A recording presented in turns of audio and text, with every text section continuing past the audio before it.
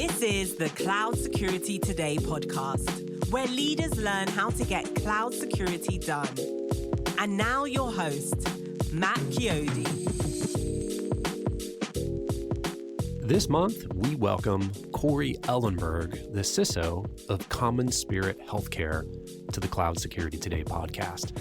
Now, you may not have heard of Common Spirit Health, but they are a huge nonprofit Catholic health system dedicated to advancing healthcare for all people.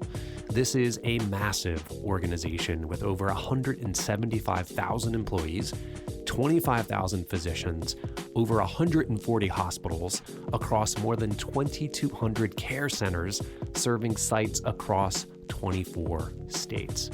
As you can imagine, this is a huge attack surface to protect, and Corey talks about his approach.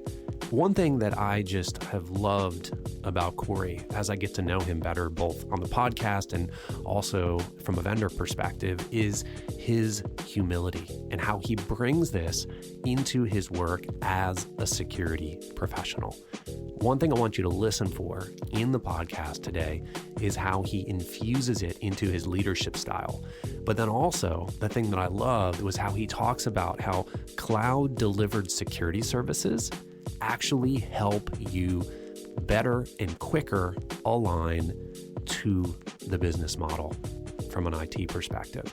This is not a view that I've heard expressed often, but I think it's one that if you are a practitioner who's looking to build a business case for moving more of your security services to the cloud, this is something you should listen to. If you love the podcast, please pause it right now and give us a 5-star review wherever you listen to your podcasts. Thanks so much for listening. Corey, welcome to the show. Well, thank you, Matt. Appreciate it. It's my pleasure to be here. Awesome. Well, I got to say, I was looking at your LinkedIn profile as part of the show prep, and I was just immediately impressed by all the kind things that your colleagues have said about you. And I want to read one in particular because it really stood out. So this is the quote. It said, "Corey leads by example. He is an empowering, vulnerable, and empathetic leader who creates synergy in each interaction.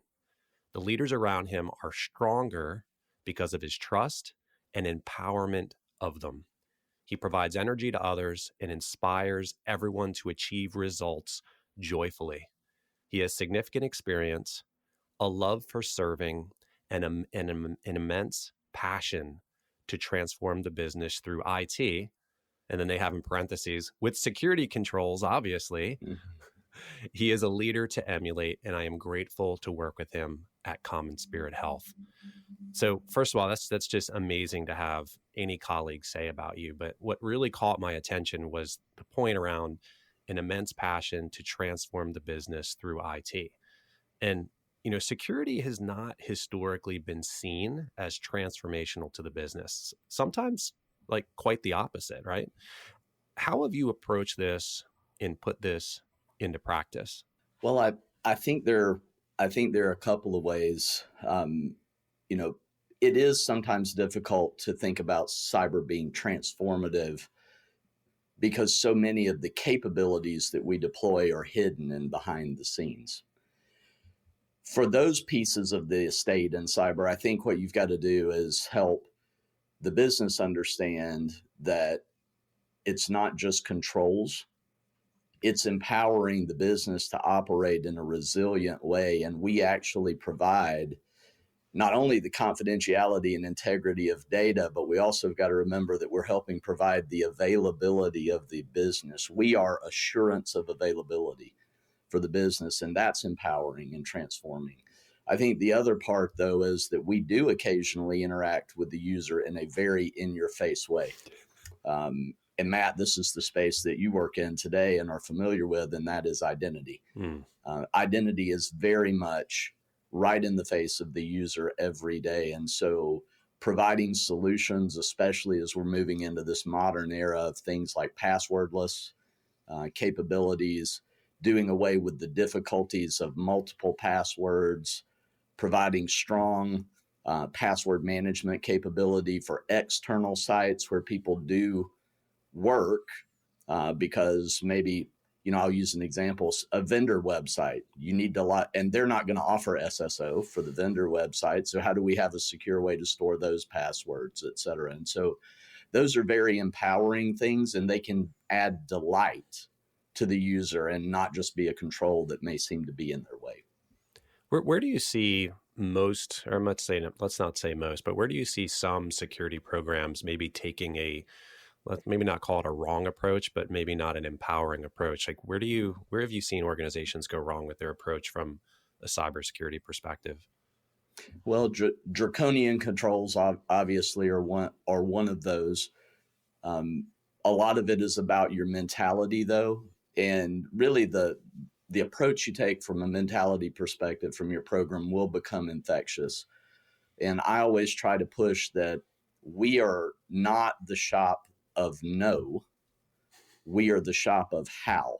And I always like to say it's really important as a CISO to get every one of your leaders underneath you to the point where they don't feel like they say no, they want to say how. But that means you got to put your big boy and your big girl pants on when you sit in the conversations, because it's easy to come in and just tell someone that doesn't meet the security requirements. It's very difficult to understand the entire ecosystem you're working with well enough to solve for a way to do it effectively. Is there a certain persona that you look for when you're hiring security leaders, or is this something that you look that you can develop? How do you look at that talent side of that? There is a persona I look for. I'm not saying it's this persona in every single scenario. Sure. But I really like a sales engineer persona. I think too often in cyber, we forget that we're selling in every interaction that we have. Sometimes people may not understand that they're selling because they don't know what they're selling in each one of those interactions. But sales engineers tend to have the ability, first of all, to listen, to contextualize their answer. And they understand that when they give an answer, they're trying to not only build trust and rapport, but they are trying to sell something that's supposed to be accomplishing something bigger. You ought to leave every room not just winning an argument. You ought to leave every room with another friend, with a stronger alliance, et cetera. And so I think that's sort of inherent. They have to do that to survive. I want to read from a CSO online article that you were quoted in way back in 2016. And it says, many organizations are concerned that overly restrictive security practices will stifle innovation. That's why security teams, quote, must be unified in purpose and in practice, end quote, with IT innovation teams, said Elinburg. His advice to security leaders: don't resist that, embrace it. Become the innovation leader so you can set the terms of adoption, not struggle to manage the terms that were set for you. Give us an example. What does this look like in practice in a large organization? I'll give an example of something that we're doing in our environment. And I typically don't talk too much about what we do in our own environment, but I will give an example here. There's a new class of products that are out today called enterprise browsers. And I won't name specific vendors, but they're really creating some game-changing capabilities. From a cyber perspective, if you have 3-4 browsers deployed, and we often seem to find ourselves in positions where we have to do that, right? Because there's some legacy application somewhere, and that application requires IE as an example, right? And then there's this other legacy application over here we bought, and it has this browser requirement. And then on top of that, it's difficult to manage those legacy browsers when you really want to apply the appropriate security controls like browser isolation, et cetera, et cetera. Oftentimes you end up buying an overlay product and have to put the plugins in the list goes on and on. So these enterprise browsers are becoming interesting, first of all, because of the strength that they've brought to the table for browser emulation. So now your user can have one browser. And when they go there, they can be very familiar and offer the capabilities they want. You can brand it. You can give them your own company's experience there. It can be your company's browser, not Microsoft's browser or Google's browser, et cetera. And so I think that's impressive. But the other thing you can do is tie things together for great and unique workflows. Some of these products offer robotic process automation to help take the same number of keystrokes away from the user and diminish that and give them a better experience. Then while offering many, many cyber capabilities like controlling copy and paste even between tabs in the same browser. So really interesting capabilities in terms of granular controls, but have that option, right, to bring some delight to the user and allow us to save problems for our other IT innovation teams, because the desktop team does not want to manage 3 browsers, right? The vulnerability management team does not want to patch 3 browsers, and the list goes on, right? So it saves from operations, gives better user experience. But as a cyber person, if all you cared about were the controls, you would come in there and just say, well, we can do this, and we're going to turn this on, this on, this on, and here's another thing you have to manage, and another thing you have to manage. So I think embracing innovation and not just looking at your security requirements, but let's go in thinking about the user requirements and the solution requirements and be a part of the solutioning, not just a part of the placing the controls in place. How do you get in front of that? I think because I've been a part of many, large company cybersecurity programs, and they seem like they're almost always on their back foot, right? Just responding to the business and feeling like, man, I'm just never going to catch up. So how do you get yourself into that proactive place where you are setting the terms of adoption and not, as you said, struggling to manage the terms that were set for you? Well, part of it is really having a strong team and trusting the team that's underneath you. If I was spending all day, every day micromanaging the myriad of tasks, programs, and operations that my cyber team runs, I would have no time to be doing that and providing that. But because I trust my team, because they do such a great job, not only in their tower or in their vertical, but they partner so well across IT verticals. It allows me to be working with my peers. So it allows me to work with the CTO. It allows me to work with the leader of enterprise applications. It allows me to work directly with the business. And by doing that, I understand and know about things prior to them being deployed. And so we can couch, prepare. I can inject my architecture team early so that they're there and a part of the solution. Now, does it happen every single time? It doesn't. I think until you take P cards away from every member of the business, you'll never completely get away from something being purchased without participating in it.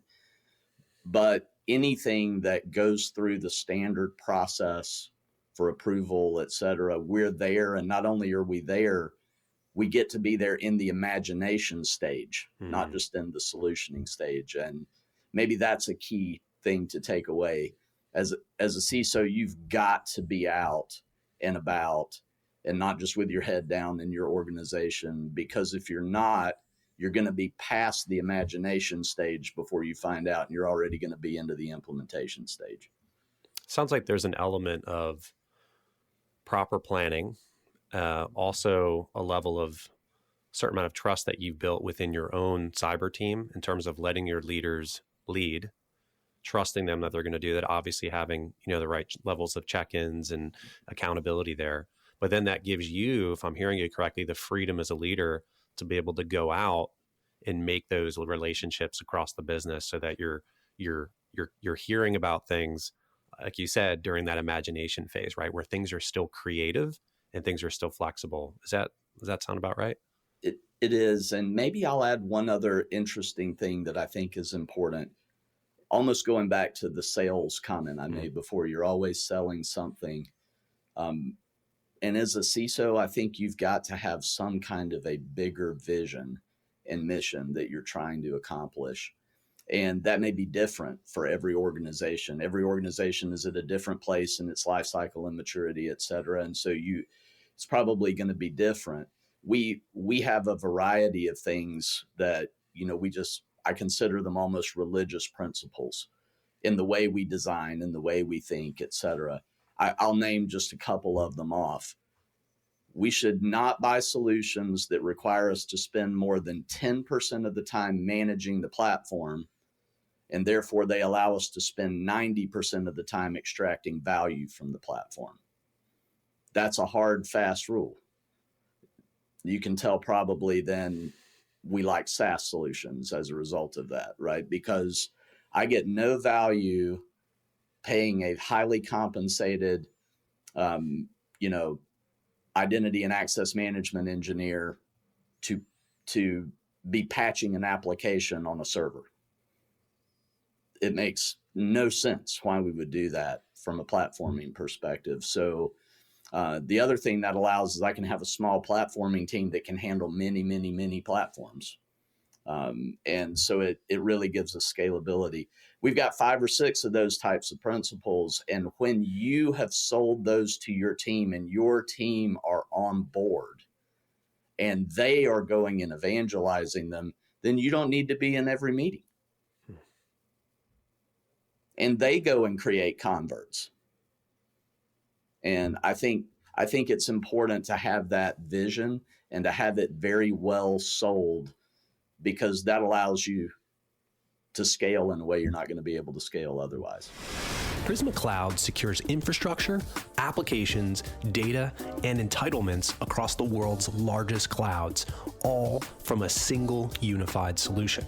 With a combination of cloud service provider APIs and a unified agent framework, users gain unmatched visibility and protection. Prisma Cloud also integrates with any continuous integration and continuous delivery workflow to secure cloud infrastructure and applications early in development. You can scan infrastructure as code templates, container images, serverless functions, and more while gaining powerful, full-stack runtime protection. This is unified security for DevOps and security teams. To find out more, go to prismacloud.io. I know that you're a big proponent of cloud-based security services. You mentioned SaaS, but I think the way you look at it is a way to rapidly align IT model with the business. Unpack this maybe a little bit more for us. Maybe tell us a story that illustrates why this works versus the on-prem model. Well, in my current role with my current employer, we are highly acquisitive and we partner with a lot of joint ventures. And so in that model, it becomes very difficult to integrate acquisitions, as you can imagine, especially we're in healthcare, so everybody says, well, integration work is hard everywhere. It is. It's really hard when it's hospitals that you're integrating and you're thinking about potentially changing the workflow that every nurse uses because you're now changing the technology tools that are there.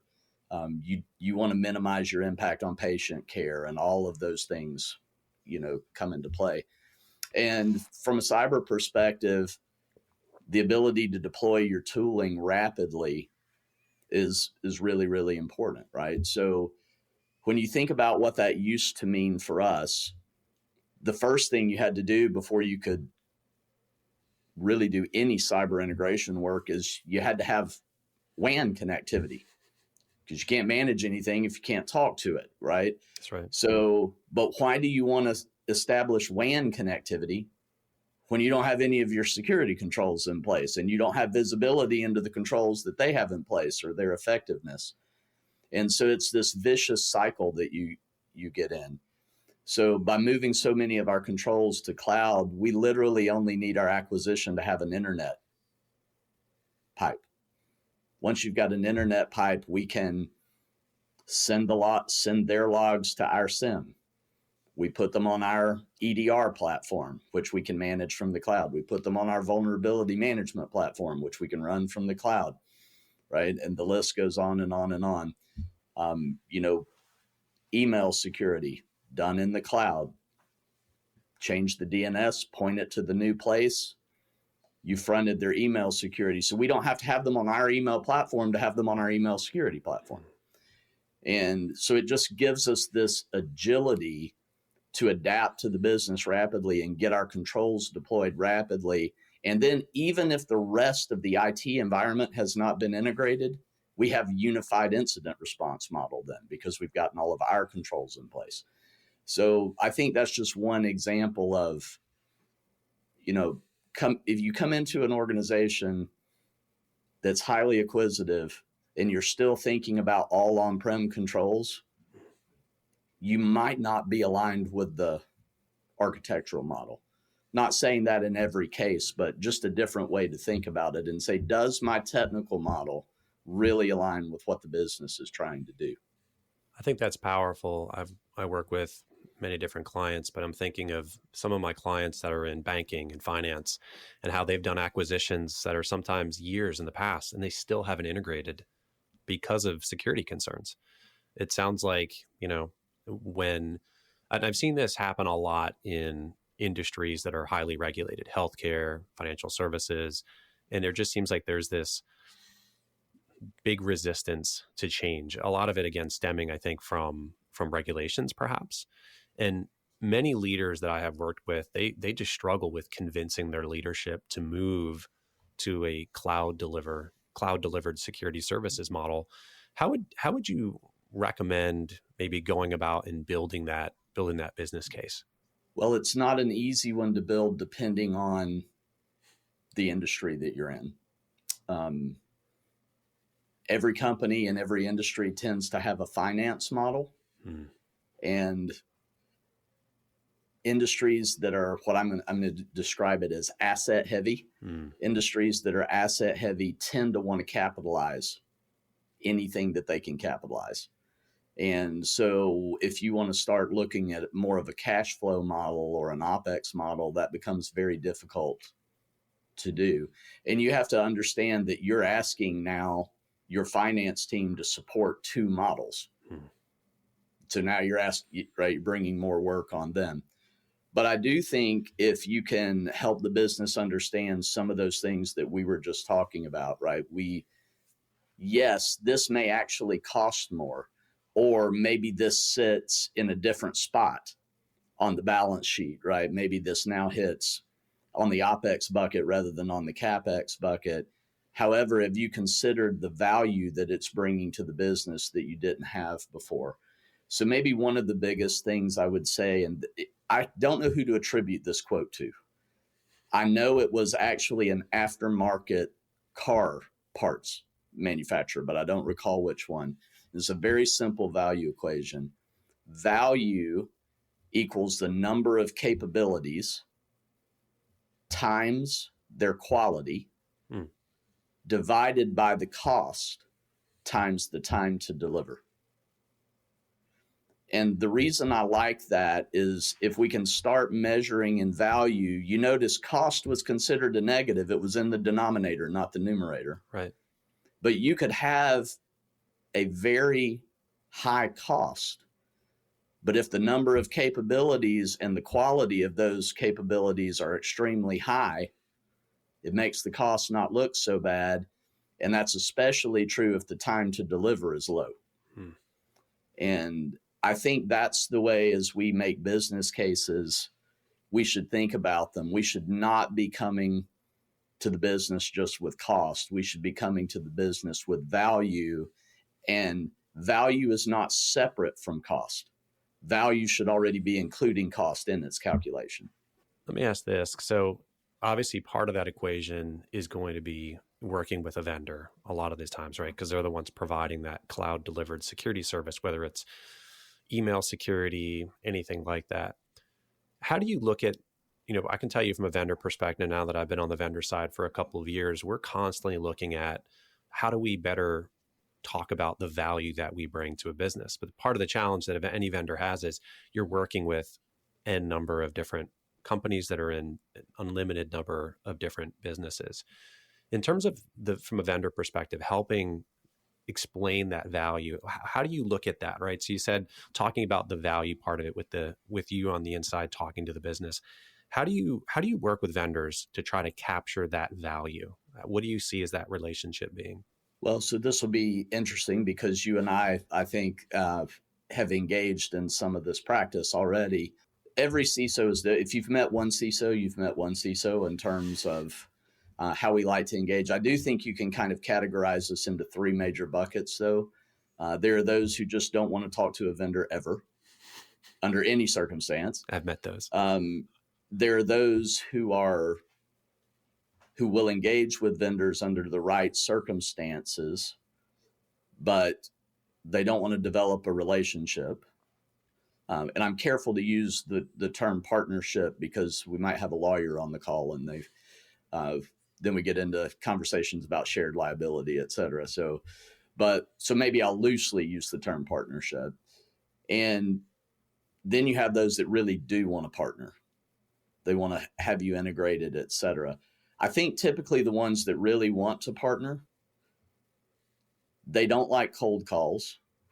They don't like, right? They have certain circumstances. The first way they want to meet a vendor is through their own network and the group that they tightly collaborate with.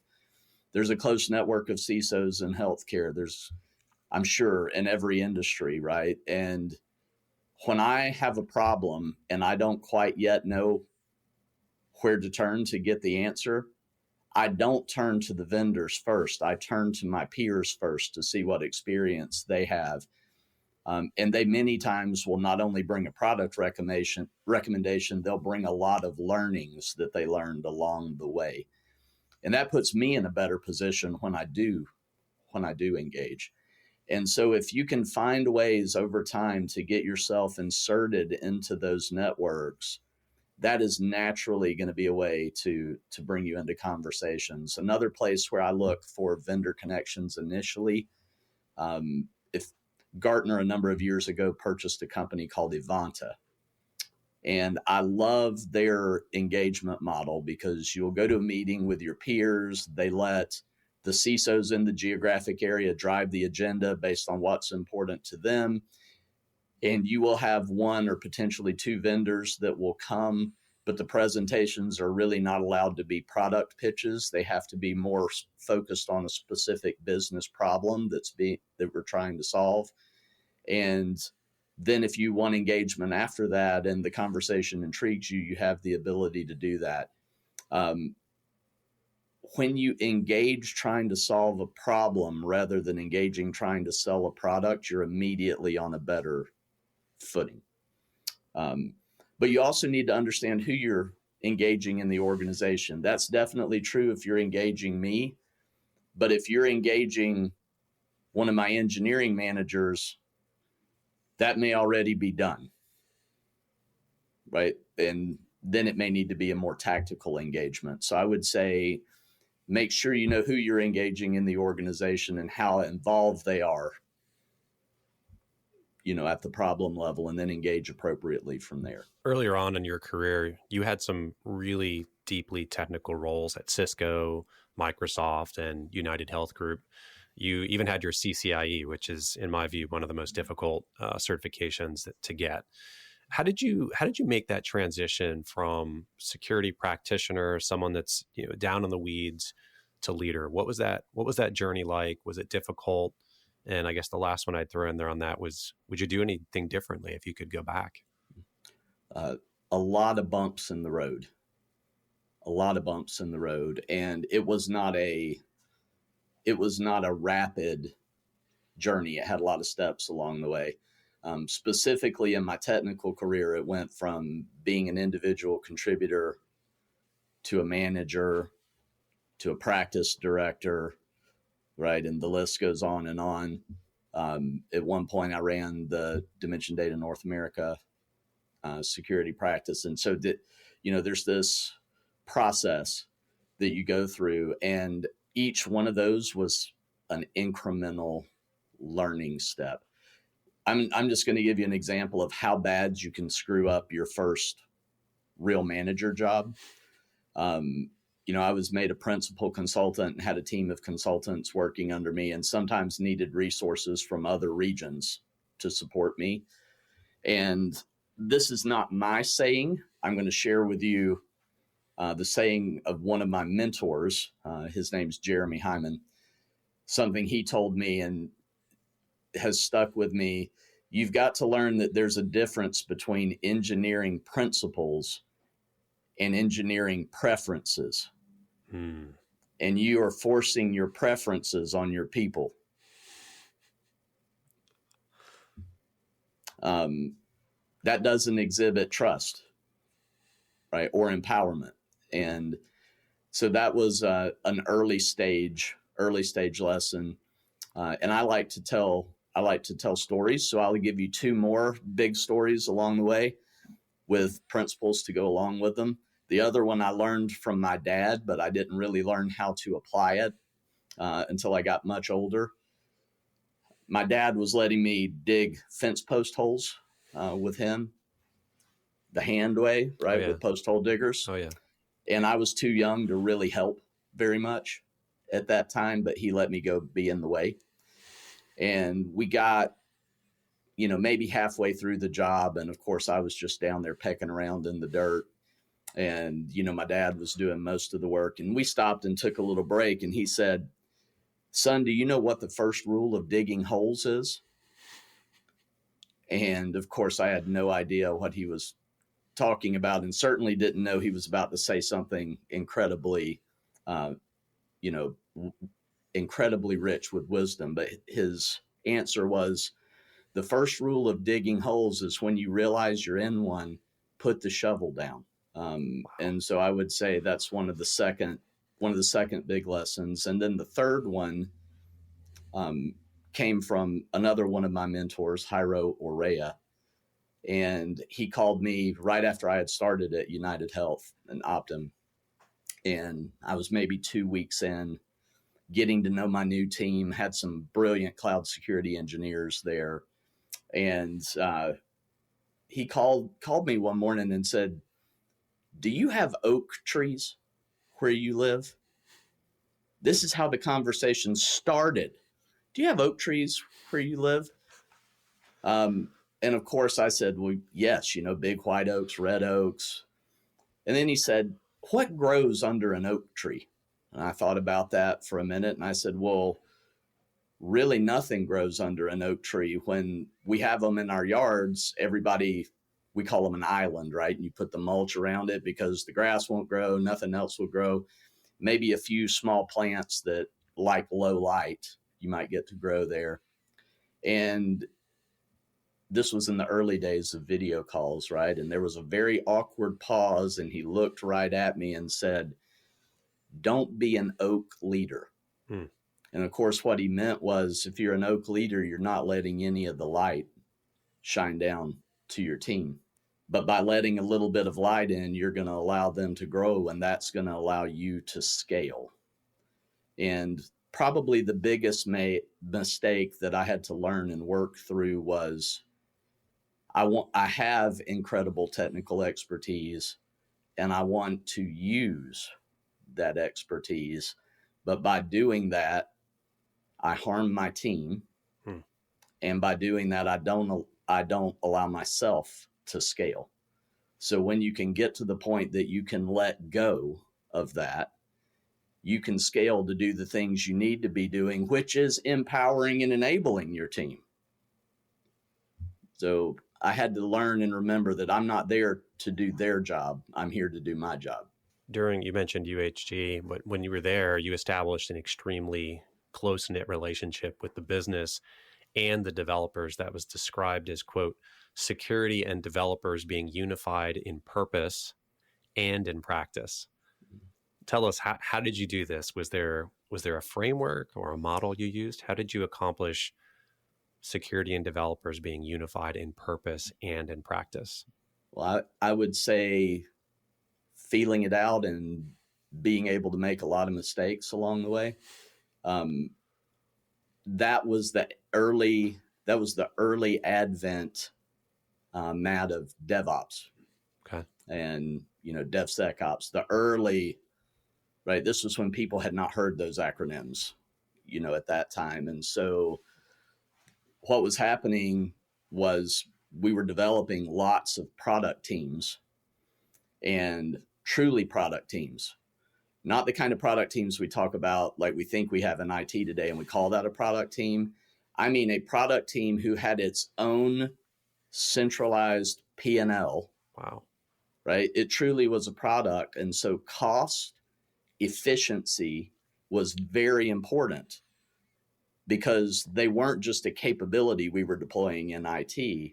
They were their own cost center. They had their own P&L. Their profitability was important to them, and their efficiency was important to them.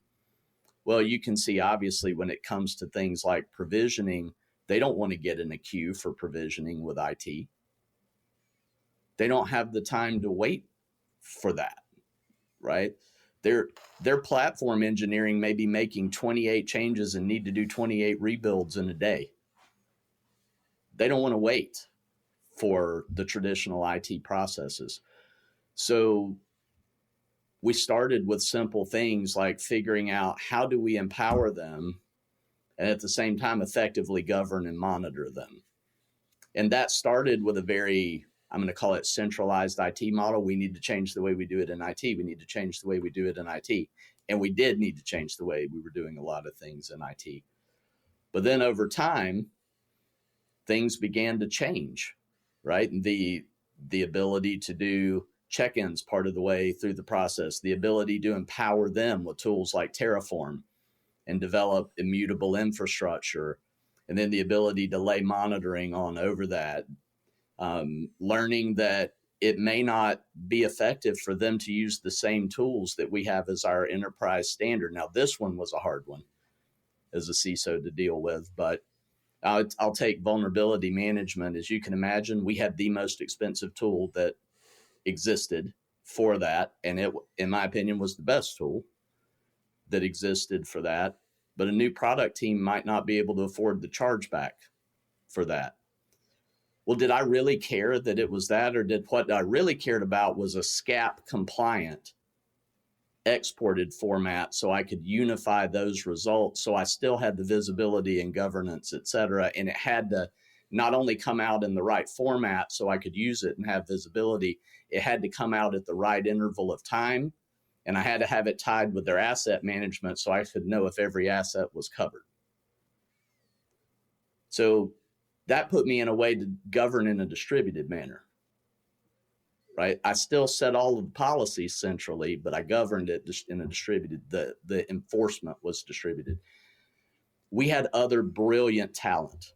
So I am not the person that did this. I did some things. We had a leader there named Aaron, who was one of the innovators in beginning of security chaos engineering. And is a thought leader in that space today. And we had great folks on the development team that were willing to work through us and fill it out. So I want to be sure this is not something Corey Elinburg did. This is something that culture developed through necessity for business and because we were willing to be flexible and adapt. Not flexible on having the controls, but flexible on how we got there. The World Economic Forum and other organizations like ISACA have been talking a lot about digital trust. How do you define this, and how do you put it into practice at Common Spirit?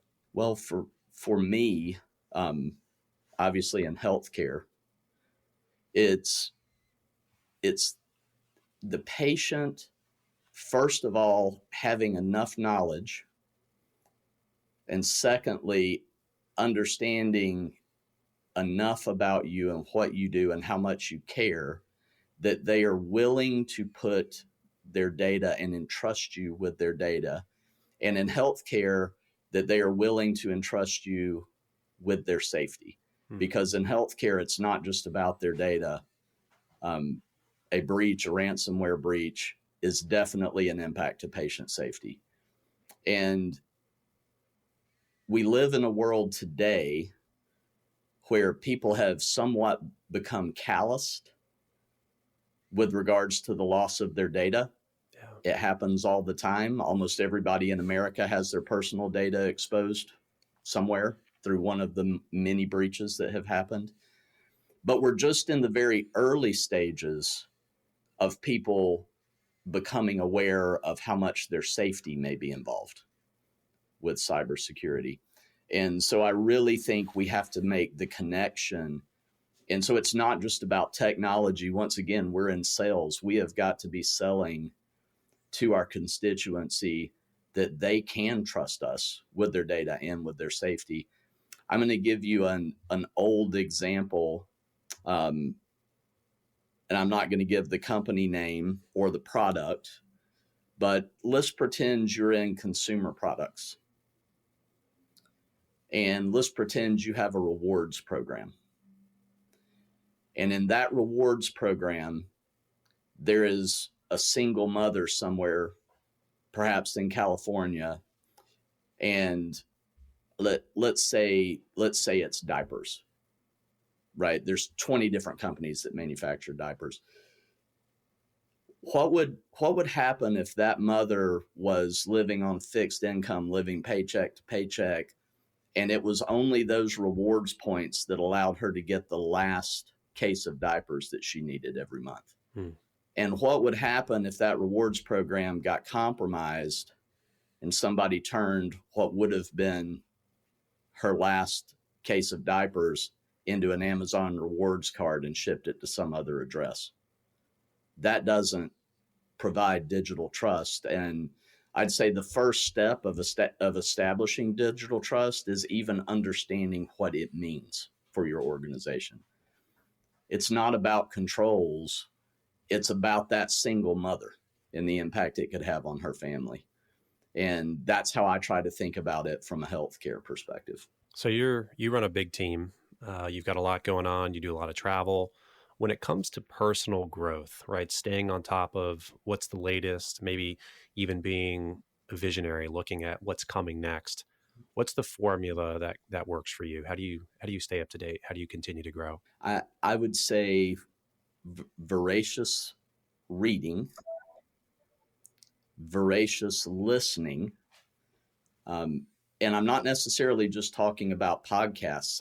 I mean, every time my team members speak, every time another team member in IT speaks about something, listening, jotting down questions, going back and then reading and following up and learning, listening to thought leaders and paying attention to thought leaders. But I think, again, the biggest one is when you hear something, taking the time to ask questions so you can understand it. And those things put together, and, then I would say there are also occasionally 2 beverages involved, coffee in the morning and occasionally late in the evening bourbon to go along with whatever you're reading. Well, this has been super exciting. I love the fact that you've shared so much of your personal knowledge. So thank you for doing that. Are there any parting words that you maybe have for our listeners, or perhaps something you wanted to share that I didn't ask you about? I think the only thing I would share is, when you're in a position like I'm in today with you, the first thing I ask myself is, I'm not even sure I have anything to share that would be beneficial to anyone. But I do consider it a privilege to be here, and I don't know it all, but I'd be honored to know that just one person was helped by anything that I said. And also I'd love to make new connections. So for those members of your podcast, if anyone would like to connect, feel free to reach out. I love that. Well, Corey, thanks so much for coming on. Thank you, Matt. Hope you have a great day. Thank you for joining us for today's episode. To find out more, please visit us at cloudsecuritytoday.com.